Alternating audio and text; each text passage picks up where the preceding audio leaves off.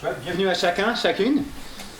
Comme dit, cet atelier, j'aimerais bien réfléchir ensemble par rapport à l'appel. C'est quoi l'appel?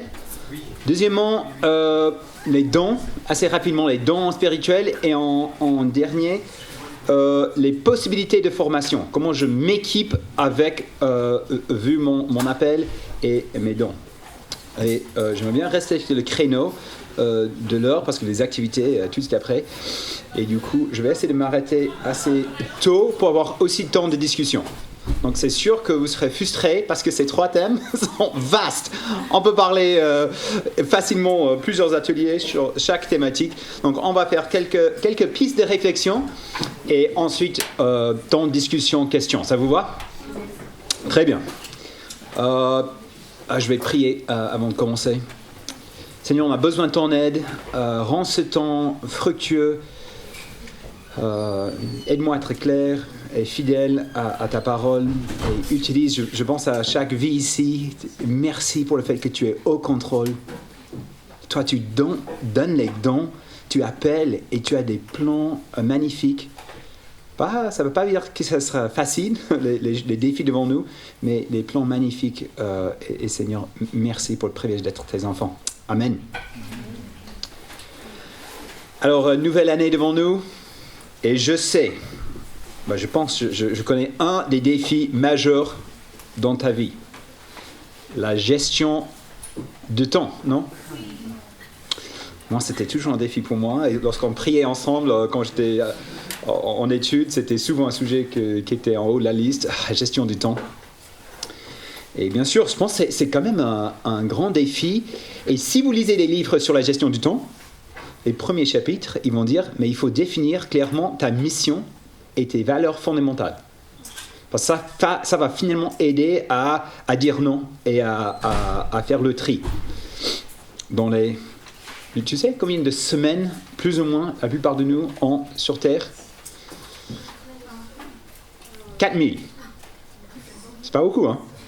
4000 semaines que Dieu nous donne. On a des âges différents, mais ça passe vite.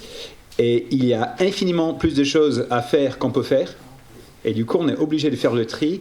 Et du coup, de discerner et de dire, OK, le Seigneur veut quoi? Le Seigneur m'appelle à quoi? Et de clarifier, c'est essentiel. C'est essentiel. Donc finalement, cet atelier, c'est un peu un sous-atelier de l'autre atelier sur la volonté de Dieu. On va être un peu plus précis, mais on est dans le même registre avec ce défi de dire, OK, qu'est-ce que Dieu veut pour moi et comment je suis le Seigneur dans ma vie. Et du coup, c'est quoi l'appel? Et là, je ne sais pas si tu as l'habitude de parler comme ça, de dire, moi, j'ai un appel sur ma vie de faire quelque chose, d'être peut-être dans le ministère, peut-être un missionnaire, peut-être un autre travail, ou pas. Je sais que moi, j'étais jeune, je pense qu'il y avait un peu certains dangers liés à dire, moi, je suis appelé à faire ça. Et du coup, on ne parlait pas trop. Et peut-être c'était bien, mais c'est vrai, c'était toujours un peu mystérieux, l'appel. Est-ce que je suis appelé ou pas? Et ça consiste en quoi?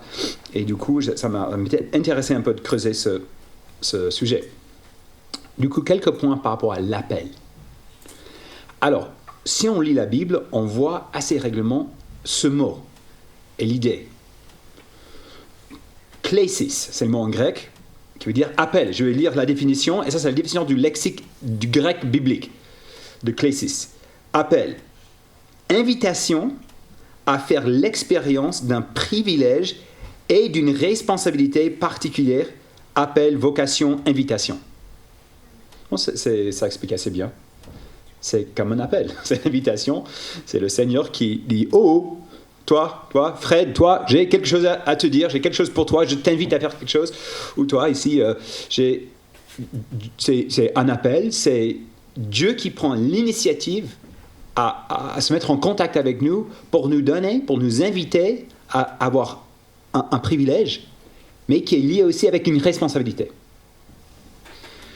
Et du coup, si nous cherchons dans la Bible toutes les fois où on voit l'appel, 9 fois sur 10, voire même plus, c'est un appel vers quoi? En fait, l'appel principal, c'est que Dieu nous appelle à Christ lui-même et à sa vie abondante. Donc si tu lis la Bible et tu cherches chaque fois qu'on trouve le mot appel, presque tout le temps, c'est un appel au salut. Et je sais quand j'étudie ça souvent, je dis, ah oui, ok, ça je sais, ok, appel d'être chrétien, c'était pas très intéressant. Moi je veux savoir, mais est-ce que je appelle à être un missionnaire, pasteur ou autre chose? Parlons du concret. Mais je pense que c'est un peu dommage de penser comme ça, non? C'est énorme que le Seigneur nous a appelés à lui. Et même les théologiens parlent de l'appel efficace. C'est-à-dire que dans l'appel, Dieu nous donne la grâce de répondre, qui est un miracle. Dieu appelle et à un moment donné, on répond. Et si vous êtes là et vous êtes chrétien, vous avez vécu cette expérience. Hein? Vous avez répondu à cet appel efficace. Dieu, on avait des cœurs de pierre, on était morts spirituellement. Et Jésus, par sa parole, et les moyens sont assez différents. Peut-être par un prédicateur qui est en train de prêcher, peut-être c'est en lisant la parole, peut-être en écoutant quelque chose sur un podcast. C'était pas simplement une personne qui parlait, mais c'était Jésus qui était en train de t'appeler à lui-même. Et juste quelques versets. 1 Thessaloniciens 2, 12. Paul dit, je vous exhorte, en vous exhortant, vous consolant, vous conjurons de marcher d'une manière digne de Dieu qui vous appelle à son royaume et à sa gloire. Dieu vous appelle à son royaume et à sa gloire, à son salut. Et on est appelé à être à faire partie de son royaume et de même d'être là dans sa gloire. Ou 1 Corinthiens chapitre 1, versets 8 à 9. Il vous affirmera aussi jusqu'à la fin pour que vous soyez irréprochables au jour de notre Seigneur Jésus-Christ. Dieu est fidèle, lui qui vous a appelé à la communion de son Fils Jésus-Christ, notre Seigneur. On est appelé à quoi?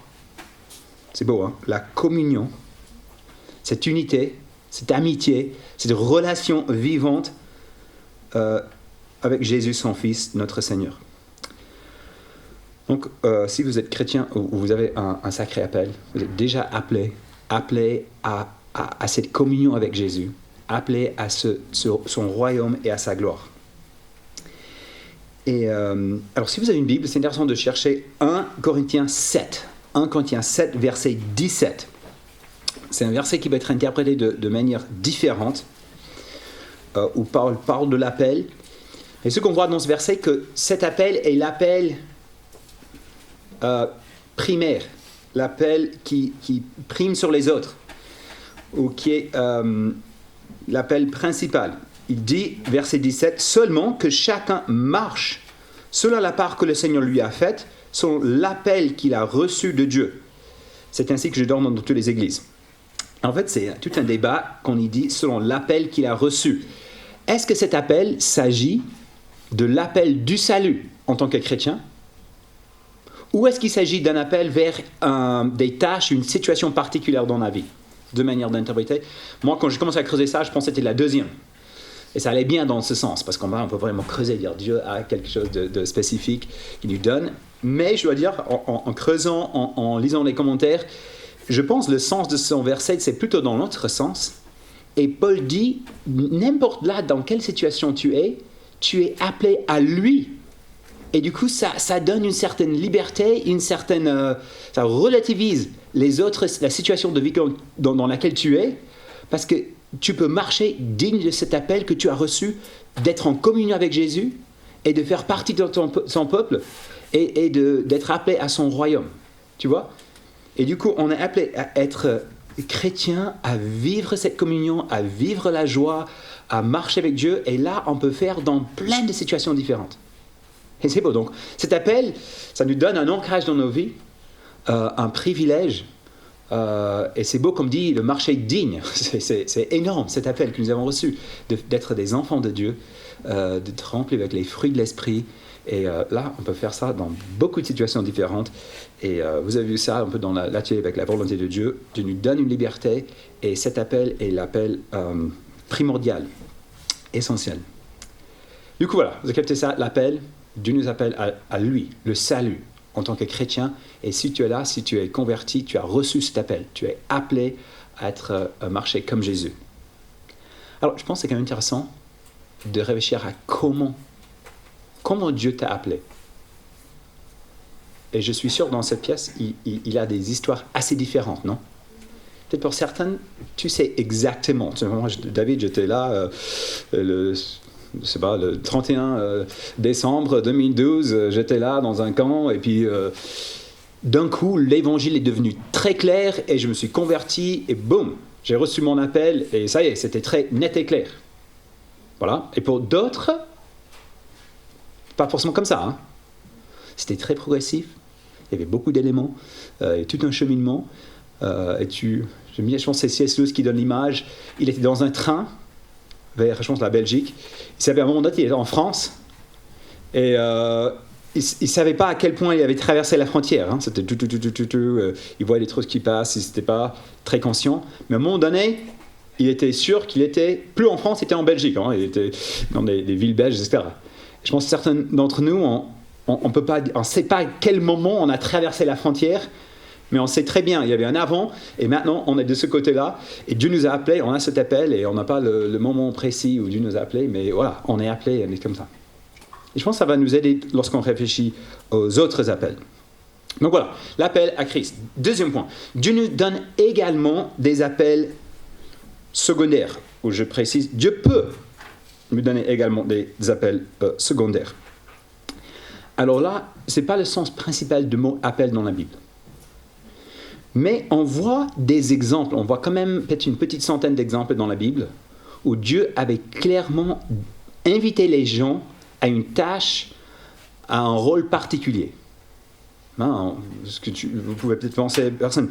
Dieu a appelé à Noé à construire l'arche. Moïse et Aaron, ils étaient sollicités.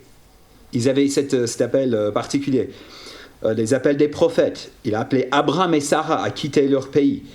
Il avait placé des personnes dans des postes politiques dans l'Ancien Testament. Dieu a choisi Bézaël et Oholiab comme ceux qui allaient construire le tabernacle. Jésus, on voit dans le Nouveau Testament, il appelait les apôtres. C'était des appels très forts. Bon, ça c'est aussi un peu le salut, d'être avec lui. Mais ensuite, il allait donner aussi des missions. Alors, le mot « appel » n'est pas toujours utilisé, mais on voit que Dieu, il a demandé, il avait sollicité des rôles, des vocations à certains individus. Mais ça reste assez rare.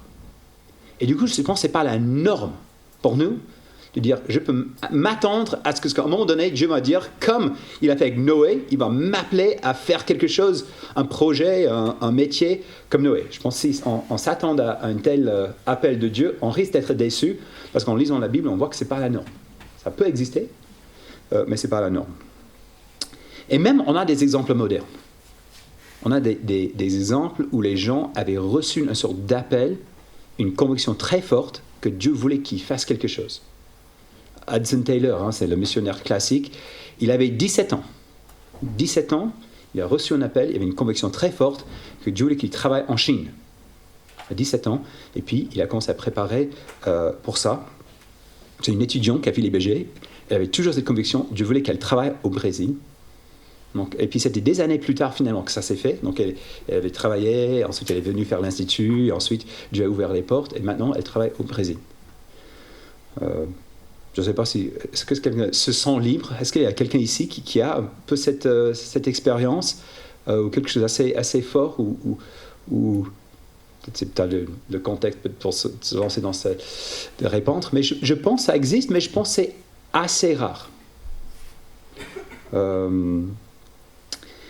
Mais Dieu le fait. Mais alors, ce que je peux dire, c'est que même si on n'a pas un appel comme ça précis, avant de dire ça aussi, je pense, j'ai donné l'exemple de missionnaire, de pasteur, je je pense qu'il faut éviter qu'on met deux groupes. Il y a les groupes de ceux qui travaillent un peu dans le ministère, pasteurs, missionnaires, etc. Et d'autres qui travaillent dans le séculaire, et eux, ils ne vont jamais recevoir un appel. C'est vrai qu'on va parler beaucoup plus d'un appel vers un ministère. Hein. Dieu m'appelle comme pasteur, comme prédicateur, comme missionnaire, mais tu n'entends pas toujours Dieu m'a appelé comme charpentier, comme infirmier. Mais je pense qu'il faut éviter cette décision, c'est possible. Hein. Et même j'ai une amie, depuis un jeune âge, elle avait une conviction très forte d'être médecin. Et puis ça s'est fermé, et maintenant elle travaille comme médecin. Et je pense qu'on pourrait parler presque d'un appel, de dire oui, Dieu avait donné cette conviction et cet appel. Alors ça, du coup, les appels particuliers, ça existe, mais c'est plutôt rare.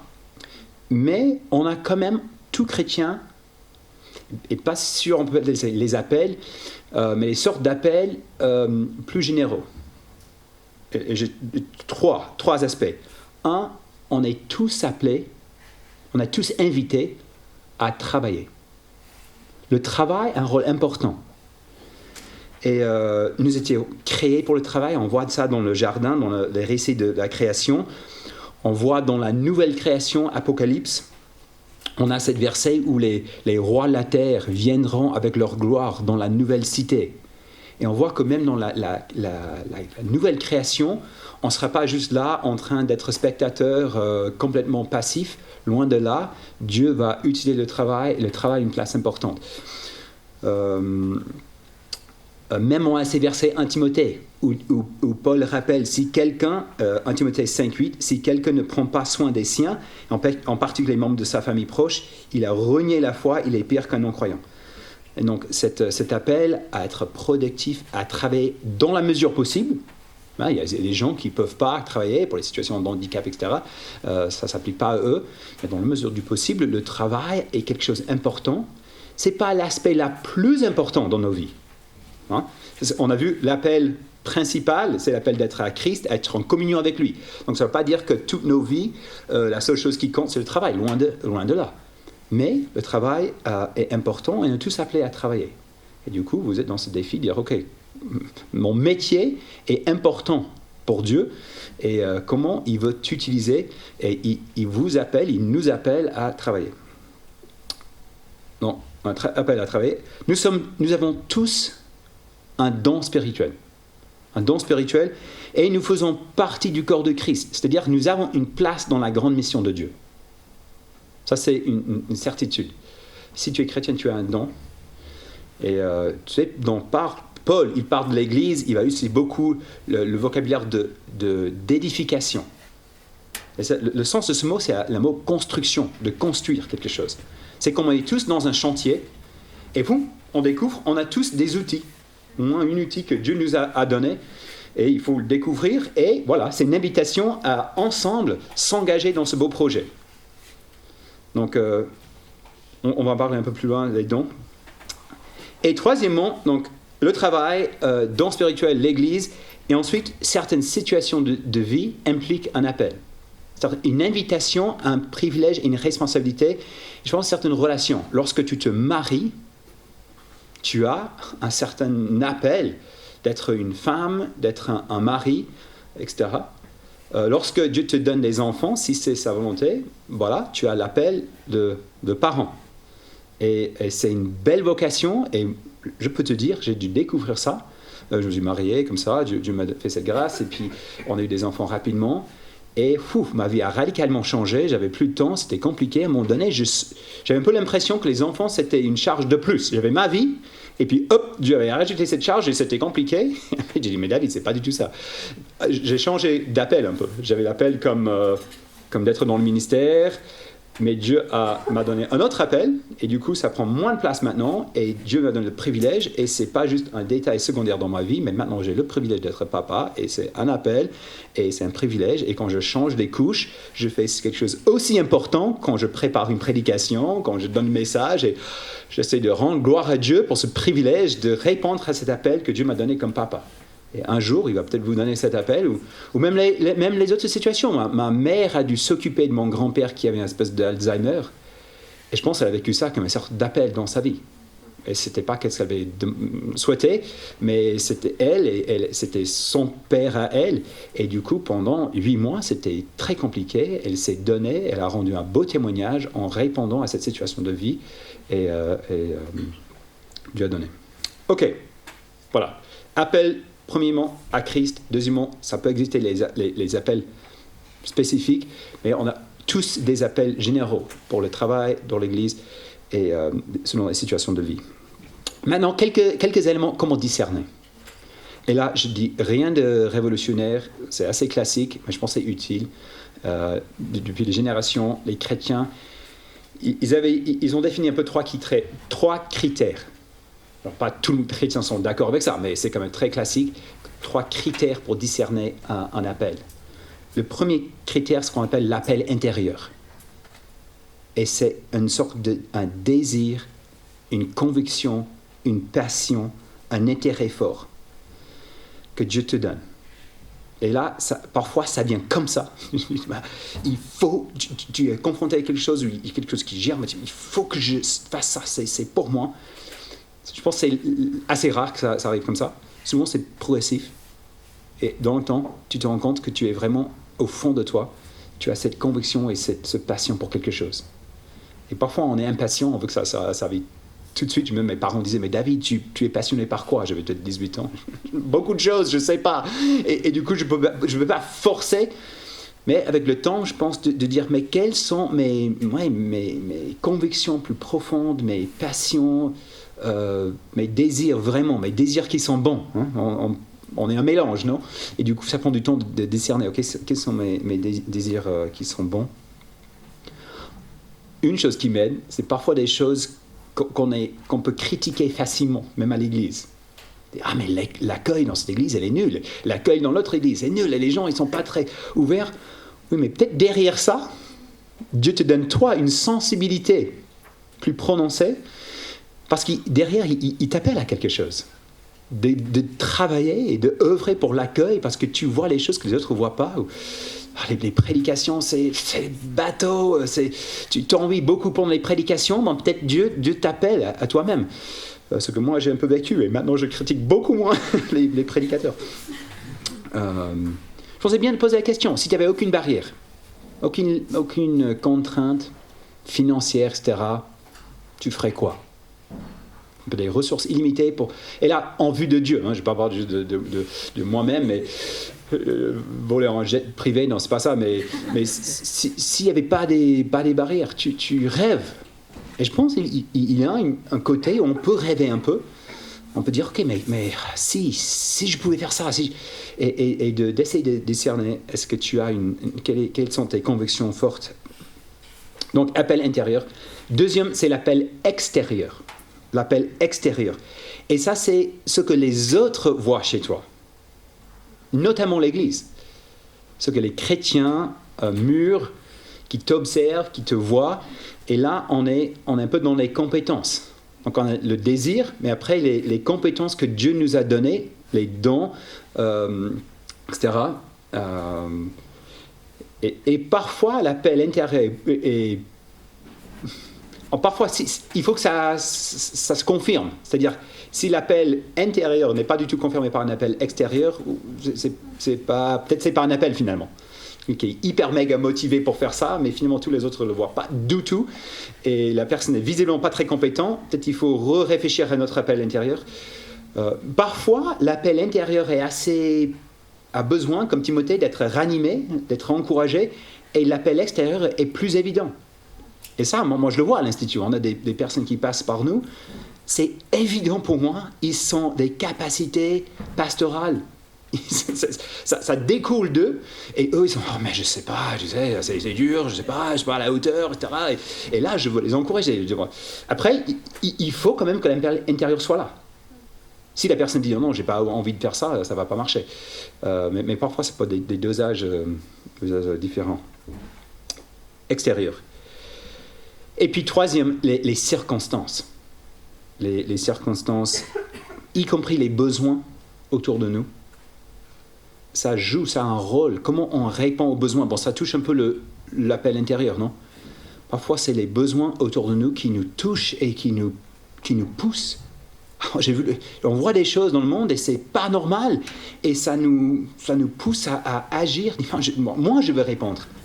Je vois les églises en difficulté, où je vois...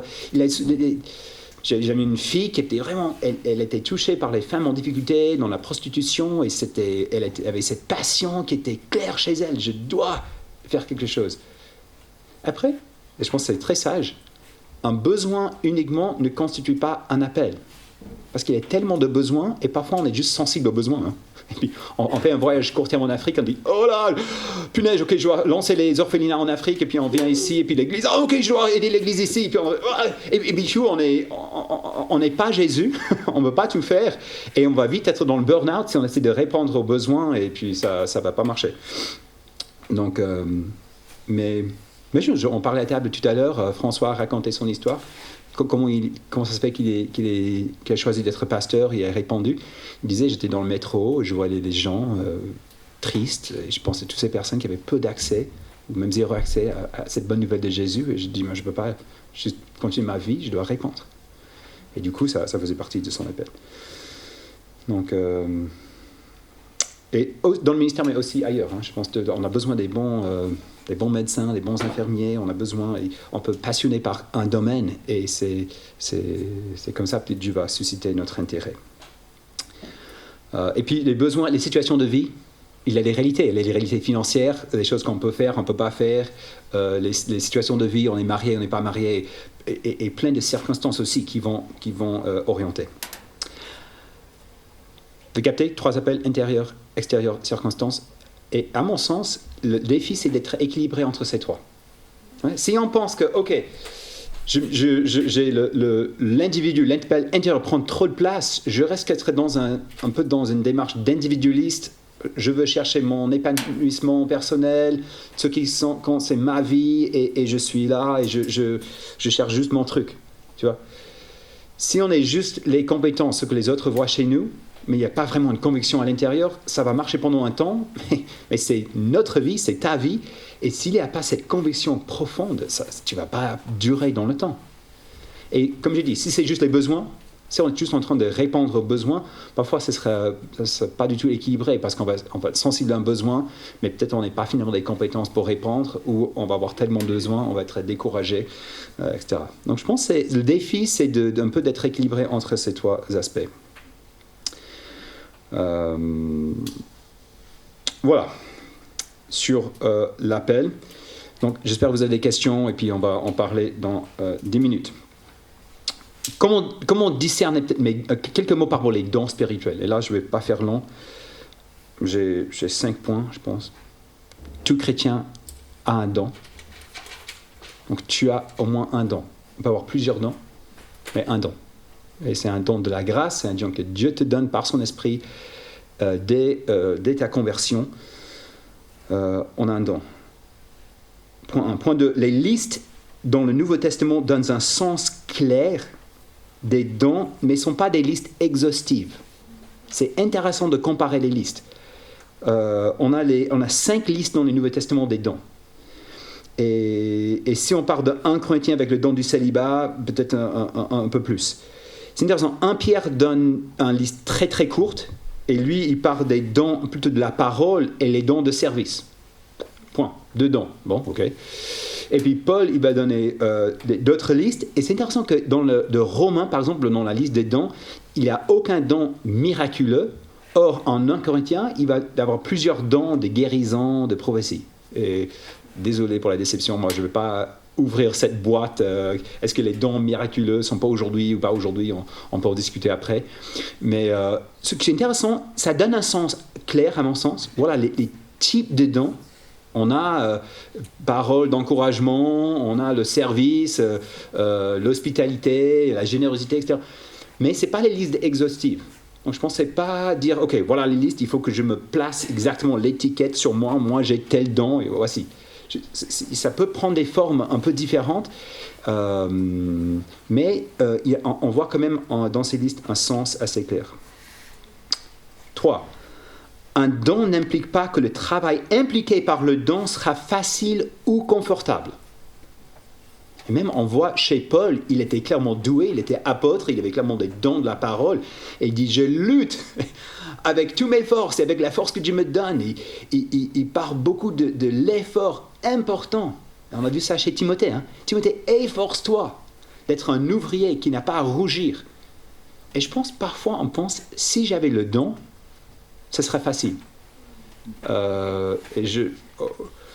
C'est pas le cas, quelque chose presque l'inverse, dans le sens que parfois le fait d'avoir le don, ça rend les choses plus difficiles, parce qu'on voit et on est tellement impliqué, on voit la grandeur de la tâche et parfois la complexité de la tâche, et du coup il faut se donner, mais on reste à être motivé.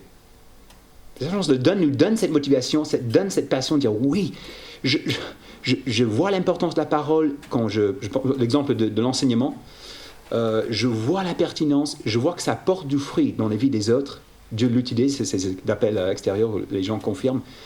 Mais ça ne veut pas dire que, puisque je suis doué, je peux écrire un message dans 10 minutes. Au moins, ce n'est pas mon expérience. Peut-être c'est la tienne et tant mieux. Mais ça ne veut pas dire que c'est facile ni confortable. Et surtout, les premiers pas, de dire, ok, je pense que peut-être c'est dans... je demande aux autres prédicateurs, mais moi, les premiers messages étaient pas très forts. Mon père, il faisait une école de dimanche, et du coup, j'avais 16 ans, il m'a dit, David, tu veux une fois donner le message. J'étais, oula, 30 minutes me semblait comme une éternité. Qu'est-ce que je vais dire pendant 30 minutes? J'ai bossé mon texte. Après 10 minutes, fini. J'avais plus d'autres choses à dire. Et du coup, ils avaient une pause café très longue. Les gens, ils étaient contents, au moins une fois, le message. Et maintenant, j'ai l'autre problème. Mais je pense, voilà. Je vois quatrième. Vu la nature des dons, typiquement, on ne peut pas les découvrir dans l'abstrait.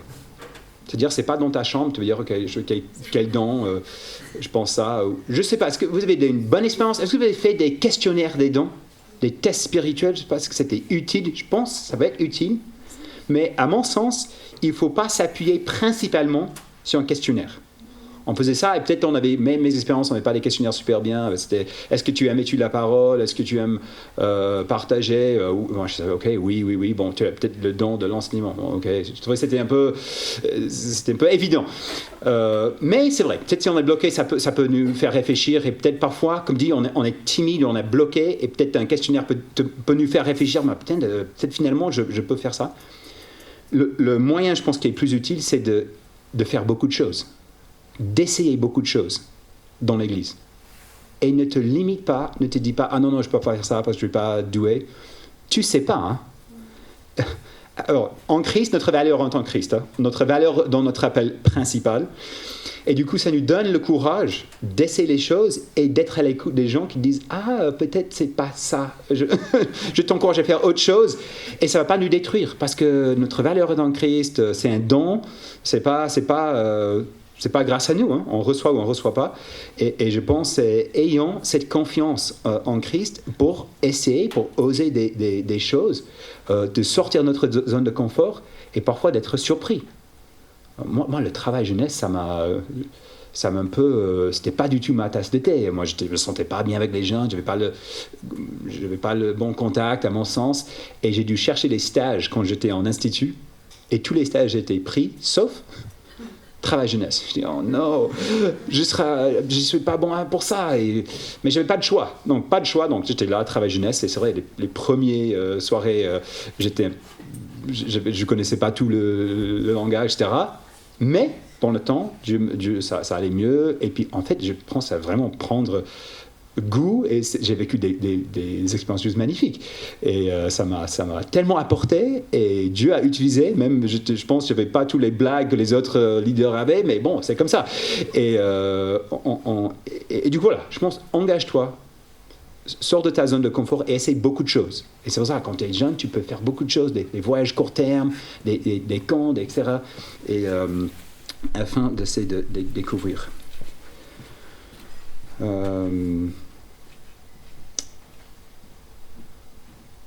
Et restons clairs sur la motivation.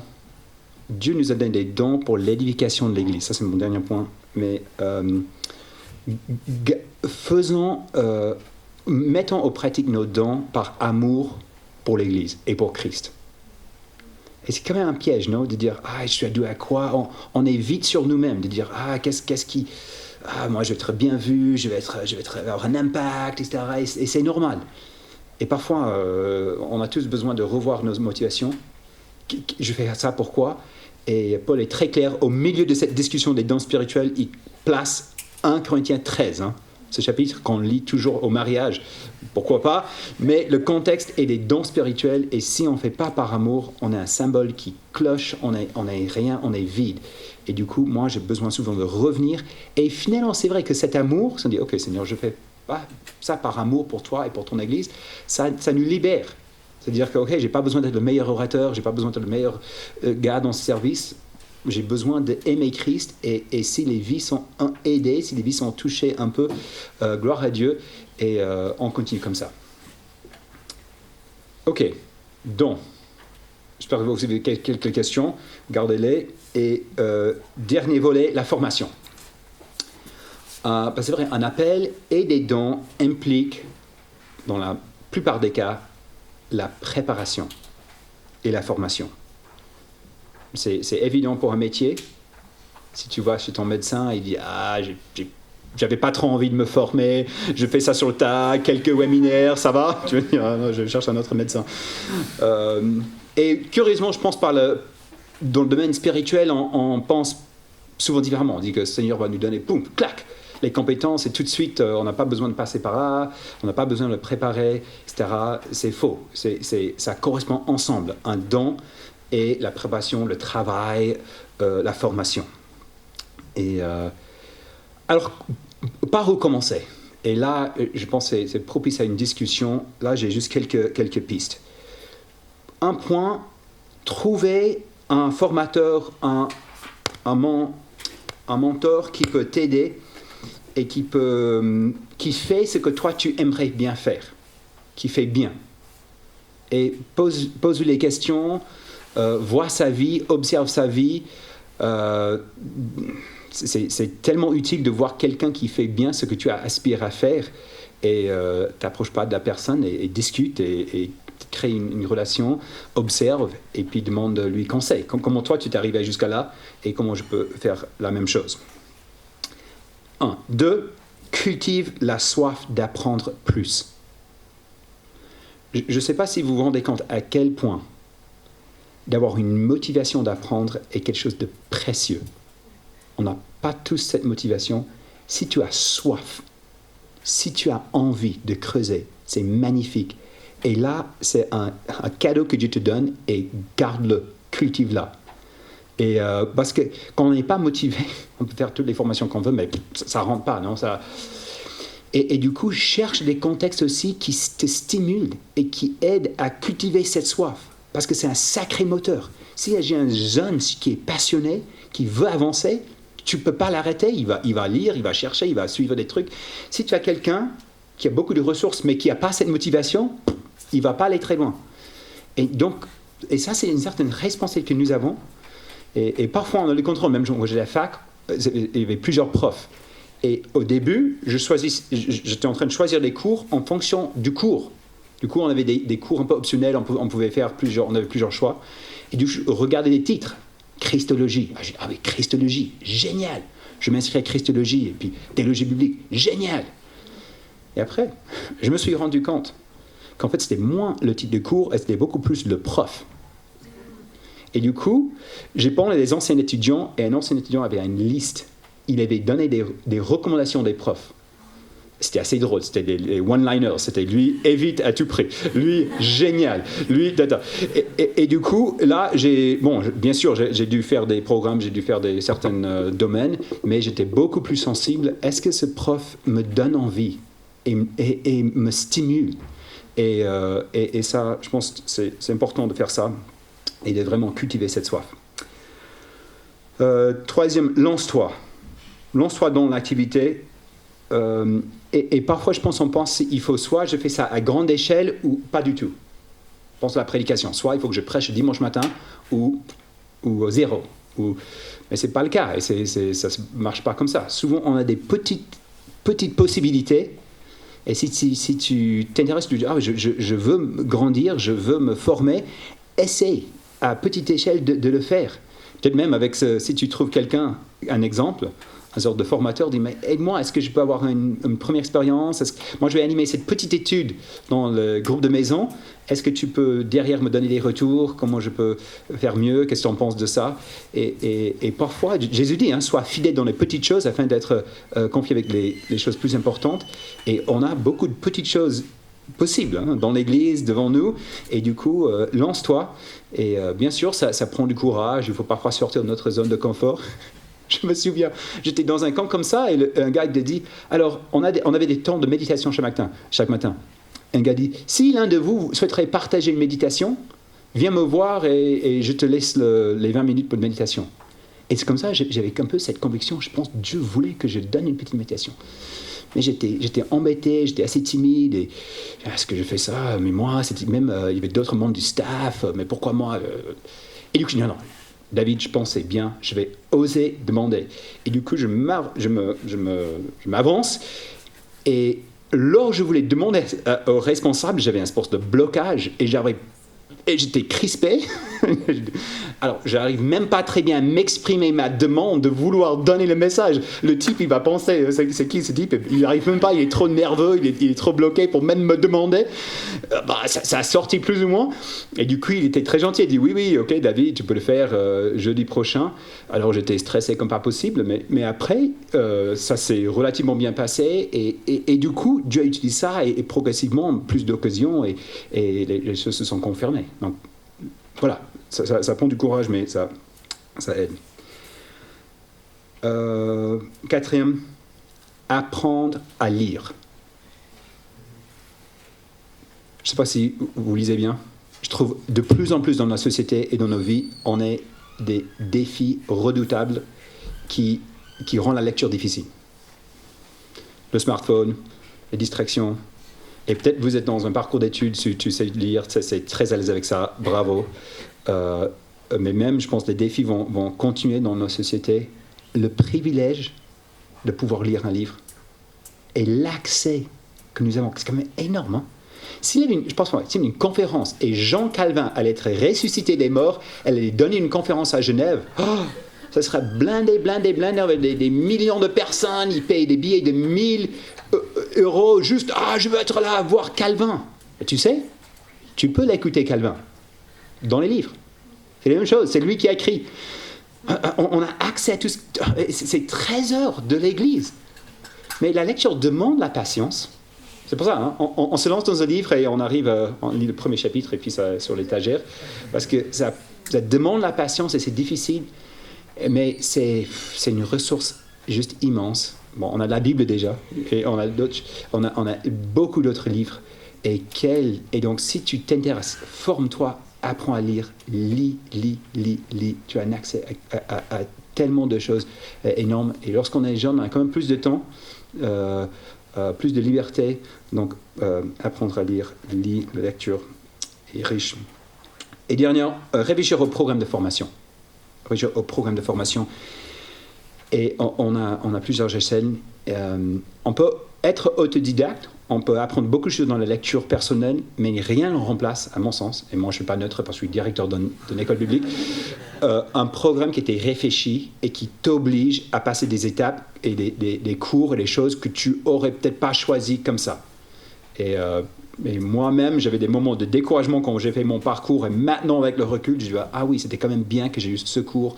À l'époque, je ne voyais pas tout à fait la pertinence, mais parce que c'était un programme réfléchi et construit, et tu t'engages. Et en fait, tu sais, on n'arrive pas à lire les livres parce que c'est difficile, la motivation, mais quand tu t'inscris dans un public, tu n'as pas trop le choix. Et c'est bien, et c'est pour ça, à la fin, c'est tellement riche, parce que je dis, ok, moi, je m'engage, je me force à dire, ok, je vais passer ces étapes, je vais étudier tous ces sujets, et... Du coup, on a des formations style webinaire. Beaucoup de choses sont disponibles. Tout pour sa gloire propose des formations assez intéressantes. L'herméneutique, l'homilétique. Donc ça, c'est un truc. Ils vont faire encore plus. Tout pour sa gloire, choisir des projets encore plus de formations encore plus complètes. Il y a des webinaires. La Révolution. Beaucoup de ressources sur le site de la Révolution. Les camps de formation, qui ici avait fait un CFB déjà. Bravo. Et bon, discuter avec ces personnes, j'ai que des retours très positifs lors de ce temps ici. C'est vraiment très très chouette. Ça, c'est une semaine en été.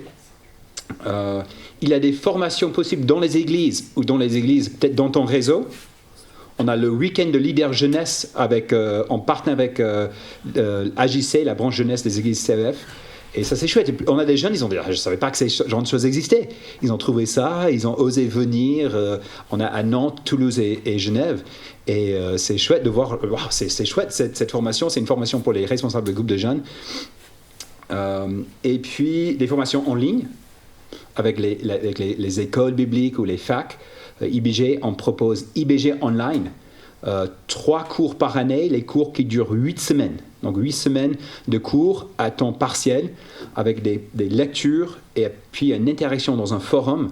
Et si tu as plus de questions, Tim Ruffier est en train de faire IBG Online à côté de son travail et son engagement dans l'église. Et tu peux lui poser des questions par rapport à IBG Online ou moi-même. Et pourquoi pas quelque chose en présentiel.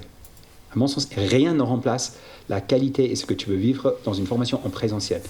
Donc, on a des instituts bibliques. Il y a IBB. Nathan, il a fait IBB, Institut biblique de Bruxelles. Donc, si tu as des questions, c'est une formation de base sur 3 ans, mais tu peux faire une année.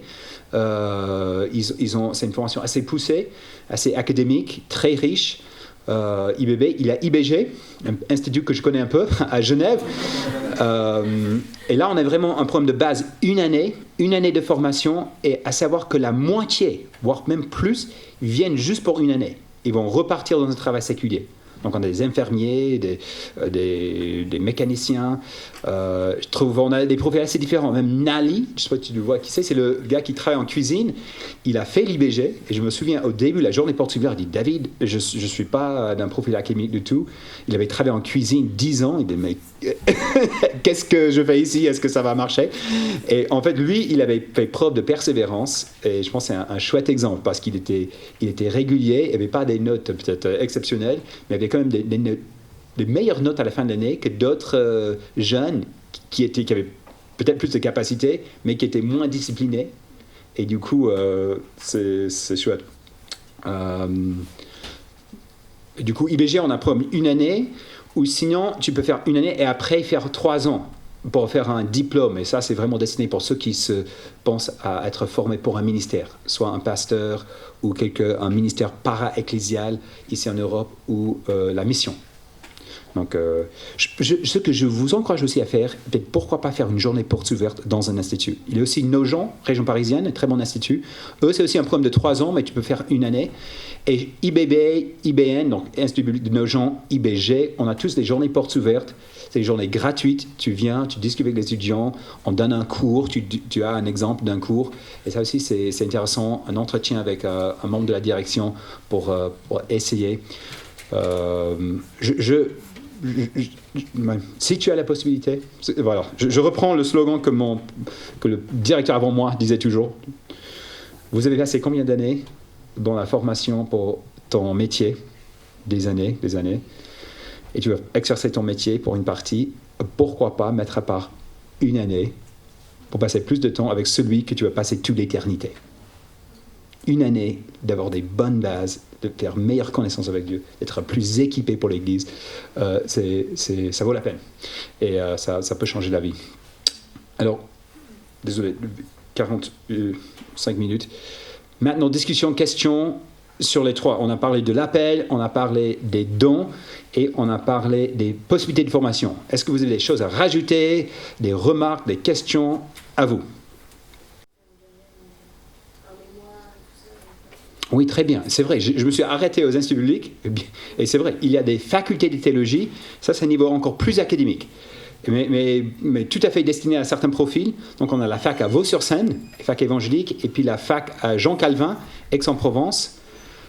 En Suisse, il y a la Haute École de Théologie à Saint-Légier, qui est un peu entre les deux, entre l'Institut biblique et les facs. Et ça, c'est aussi, tout à fait...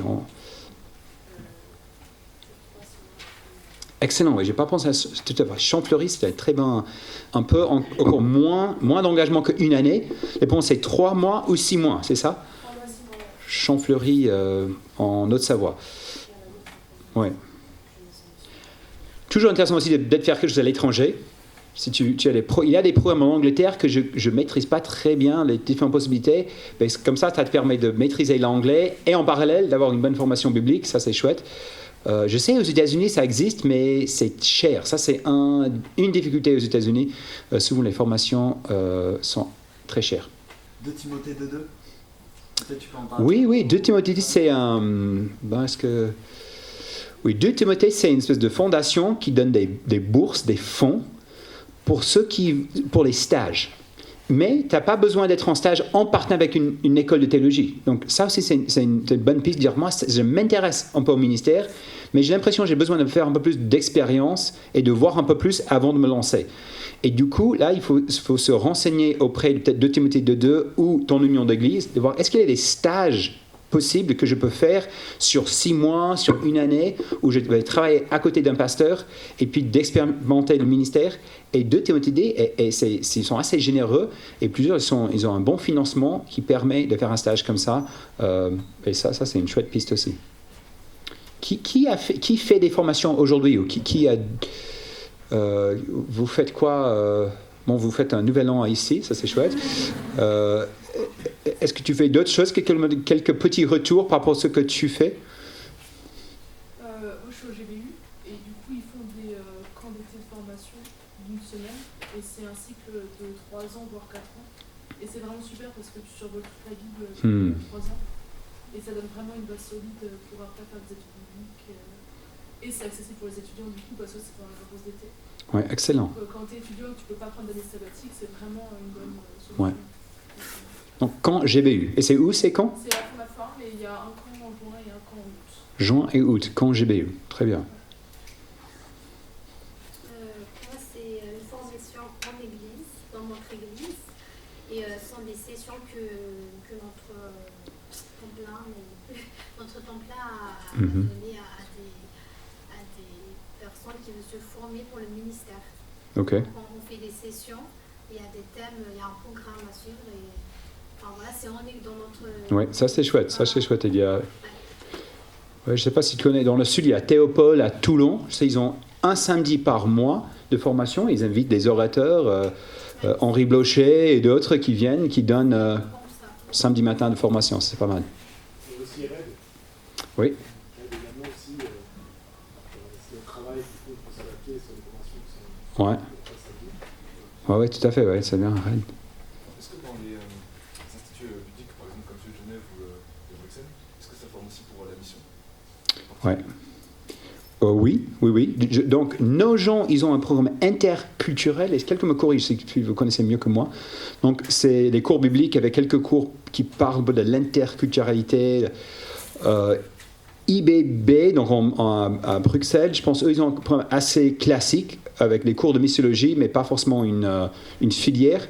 IBG, on a clairement une filière. En fait, Pierre, le directeur avant moi, il a constaté qu'il y avait très peu de possibilités dans la formation, dans la mission transculturelle, c'est-à-dire la mission un peu classique, où on part de notre culture, on est dans une autre culture, souvent les peuples non atteints pour annoncer l'évangile. Et en français, il n'avait pas grand-chose. En fait, il avait Emmaüs qui a changé, qui est maintenant le HET, le Haute École de Théologie en Suisse. Avant, ils étaient l'école biblique et missionnaire Emmaüs, mais même eux, ils ont évolué. Et du coup, on a lancé cette filière en 2017. Et du coup, là, on fait une première année ensemble.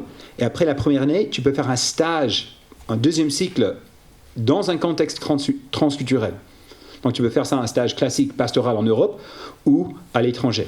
Et donc là, on a 6 stagiaires qui sont éparpillés dans le monde, qui font des stages transculturels. Donc. Moi, j'ai une question, c'est plus sur la formation à l'IBG de 1 an. Qu'est-ce qu'on apprend dans une formation de 1 an? J'ai pas payé, j'ai pas demandé qui pose cette question. Hein. Non, l'IBG, lorsqu'on propose un programme de formation, on est confronté avec les choix.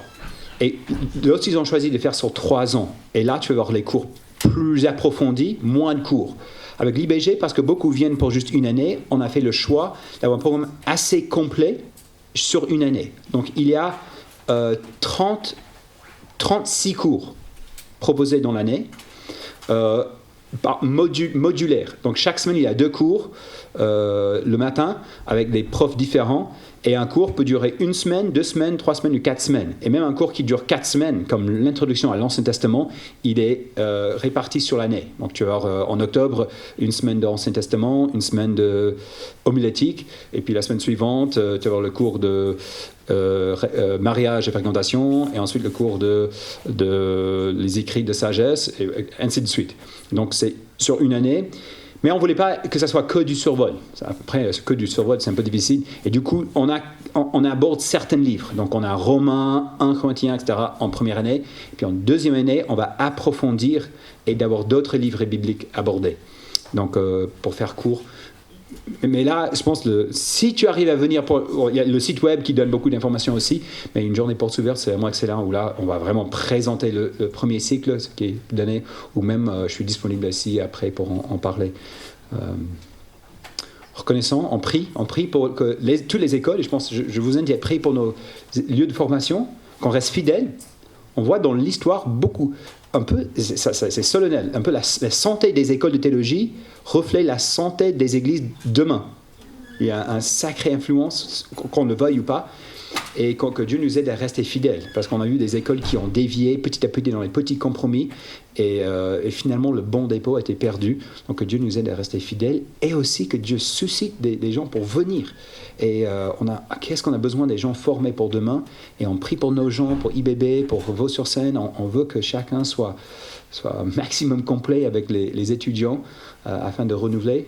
J'espère que vous êtes au courant de cette crise devant nous en France. Ils estiment on est dans la papy boom, c'est-à-dire des baby boomers qui prennent la retraite. Donc il y a beaucoup de gens dans le ministère qui arrivent à la retraite, et il y a beaucoup de projets d'implantation. Du coup, beaucoup de pasteurs sont en train de quitter le ministère. Il y a beaucoup de nouvelles églises. Qu'est-ce que ça implique? Un gros manque d'ouvriers, de pasteurs et même d'ouvriers. Et du coup, ils estiment que dans les prochaines 10 ans, on a besoin d'avoir 1000 serviteurs formés, 100 par année. Et là, on est autour de 60, 70, et encore toutes les formations confondues. Donc c'est grave, il y a de moins en moins, et du coup c'est une vraie crise, et du coup on prie pour ça, et on essaie de vous inviter aussi à réfléchir, parler de l'appel, etc., si Dieu souhaite susciter les jeunes pour relever ce défi. Alors, je vais respecter le temps, il est 14. Merci beaucoup pour votre attention, vos questions. Bon paintball, cheval, etc. Et à plus.